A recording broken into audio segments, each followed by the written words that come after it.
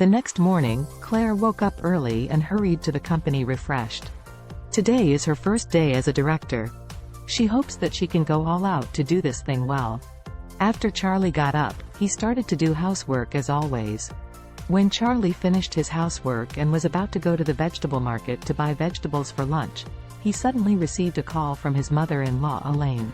After answering the call, the mother-in-law's extremely anxious voice came from over there. "Charlie, within 10 minutes, you must rush to the safe road for me, otherwise I won't spare you when I go home." After that, she hung up the phone. Charlie was confused. The mother-in-law didn't say anything early in the morning. At this moment, she called suddenly, as if something urgent had happened. Although Charlie was very disgusted with his mother-in-law, he did not dare to neglect her orders. After hurriedly cleaning up, he went out to take a taxi and rushed to Safe Road. When he got out of the car, he saw a group of grandpas and aunts surrounded aggressively at the door of a closed insurance company. And his mother-in-law stood at the forefront of the team, holding a banner in her hand, shouting angrily, "Rubbish Harley, fake platform, we want our rights, and pay back my hard-earned money." Charlie hurriedly stepped forward and asked, "Mom, you called me over, what's the matter?" As he was speaking, the condemning slogans sounded in his ear again. The grandfathers and aunts shouted hoarsely that rang the eardrums of the passerbys. Elaine pulled Charlie over, asked him to take her place, and then ordered, "Come on, shout the slogan for me. I have been yelling it all morning, and my voice has become hoarse."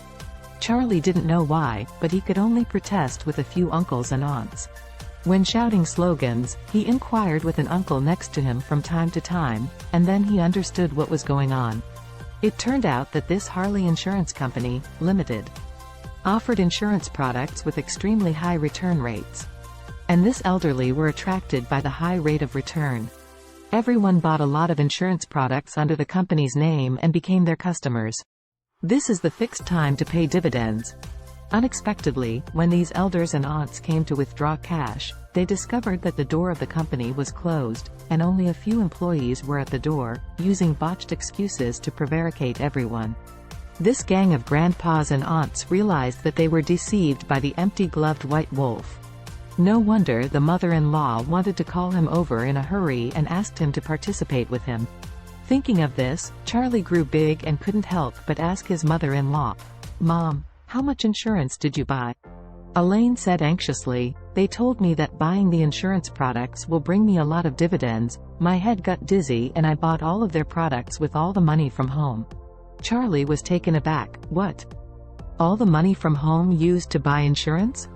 After hearing this sentence, Elaine immediately became irritated and cursed, "Just do you have a mouth? Do you think I am not embarrassed enough?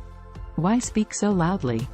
As she spoke, she continued her carping and said, "If you had brought me some profit I would not have bought the products of this insurance company.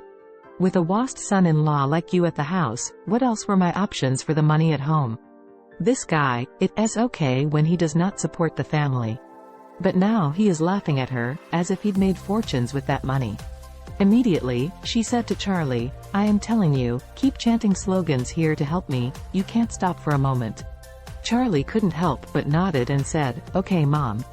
At this moment, several aunts came over, looked up and down Charlie, then asked Elaine, "Sister Elaine, is this your son-in-law?" As they spoke, they scanned Charlie's clothes again, shook their head, and laughed. "Why does he look so poor? He does not look like a son-in-law material from any angle. Yes, this dress is worn too many times. It can't compare to that of Lady Wilson." Some people are so good at disparaging, the ridicule in and out of the words is particularly harsh. Charlie didn't care. They were all old ladies who had fallen into the soil up to half of their bodies. Now they have lost their savings for a lifetime, so he doesn't need to exchange words with them. Elaine was also very angry at this time, and the more Charlie looked at it, the more unpleasant she was. She blurted out, "Look at him, I'll let my daughter divorce him in a few days.